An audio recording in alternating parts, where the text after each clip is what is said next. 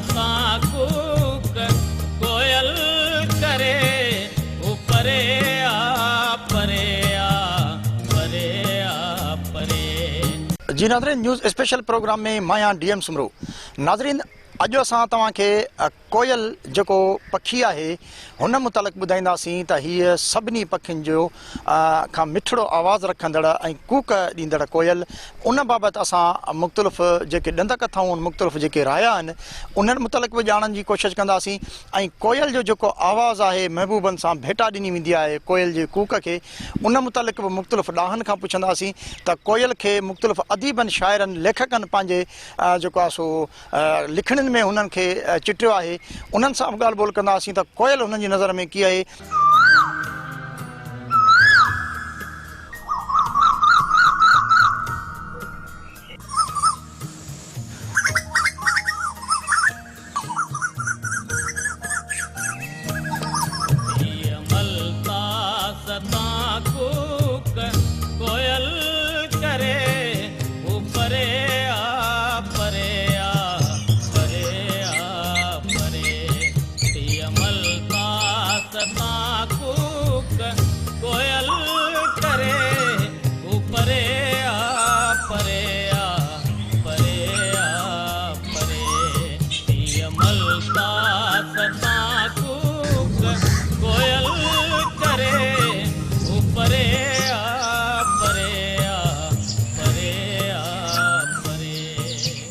सदियुनि जी तारीख़ रखंदड़ सिंधु सभ्यता ते कुदरत तरफ़ां जिते बेशुमार नवाज़िशूं थियल आहिनि, उते हिन ख़िते जा पखी बि पंहिंजो मट पाण आहिनि।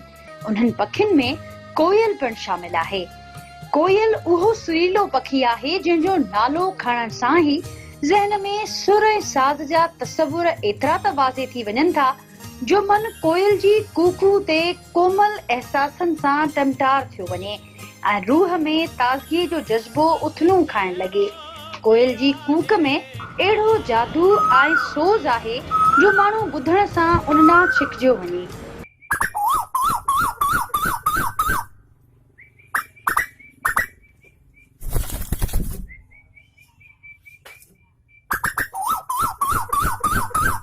कोयल ज़ाहिरी शक्ल शबाहत में ॿियनि पखियुनि जहिड़ी ई आहे। डिघो पुछ, सनड़ी ऐं कारे रंग जी नंढड़ी चूंभ हुनजी सूंह में तमामु घणो इज़ाफ़ो कनि था। हिन पखीअ जी ड्रेग 13 इंच ऐं परनि जी वेकर 8.5 इंच थिए थी। सनड़ी चूंभ सां जीतनि जो आसानी सां शिकार करे थी। जीतनि खाइण जे करे कोयल हारिन ऐं बाग़ाइन खे पिणु तमामु घणी पसंदि हूंदी आहे। कोयल बाबति जेतोणीकि इहा दावा कई वञे थी त उहो सिंध जो पखी आहे, पखियुनि जे इल्म बाबति कुझु माहिरनि जी राय मूजिब ही सैलानी पखी सॼो साल दुनिया जे मुख़्तलिफ़ इलाइक़नि में सफ़र खां पोइ मई महीने में जीअं ई बाग़नि में अंब पची रास थियनि था त पंहिंजे असुल माग मकान ते पहुची वञनि। कोयल जेका तव्हां पुछियो आहे, इहो इंडियन सब कॉन्टिनेंट जो बेसिकली पखी आहे। चाइना में भी मिले थो, साउथ ईस्ट एशिया जे सभिनी मुल्कनि में मिले थो, श्रीलंका में मिले थो, ईरान में मिले थो, पाकिस्तान, बांग्लादेश में मिले थो।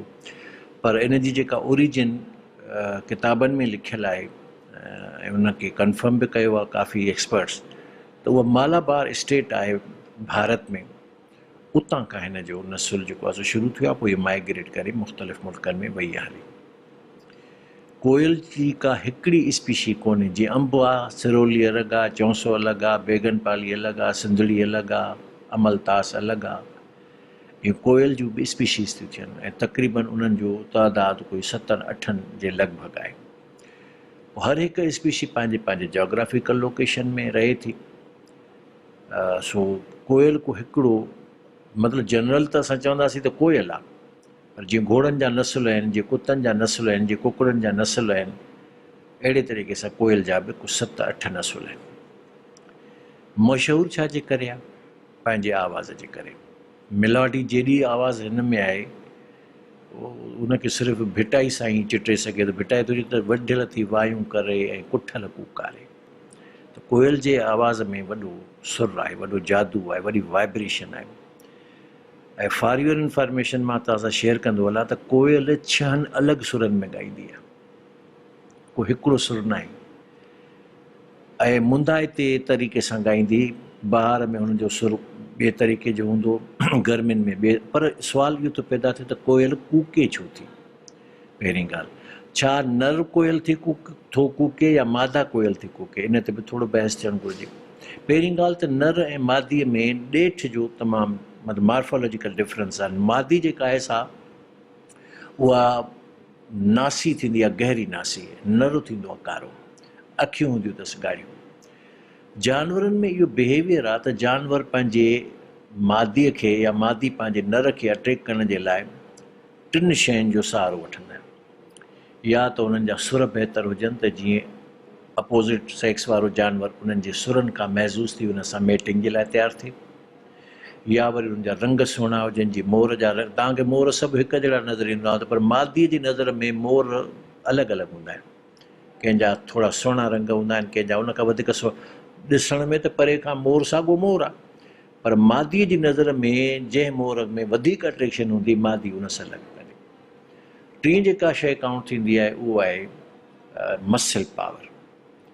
हिकिड़े मादीअ जे पुठियां 5 नर आहिनि, 10 नर आहिनि, उन्हनि जे दरमियान जेका कशमकश थींदी आहे, उनमें जेको बेस्ट फिट हूंदो, मादी उन सां पंहिंजो नसुल वधाइण जो फ़ैसिलो कंदी। त कोयल जेका कूके थी, उहा इन पस मंज़र में थी कूके, त हुनखे पंहिंजे पार्टनर खे सॾिणो हूंदो आहे, पर इहो 6 मुख़्तलिफ़ सुरनि तरीक़नि सां कूके थी।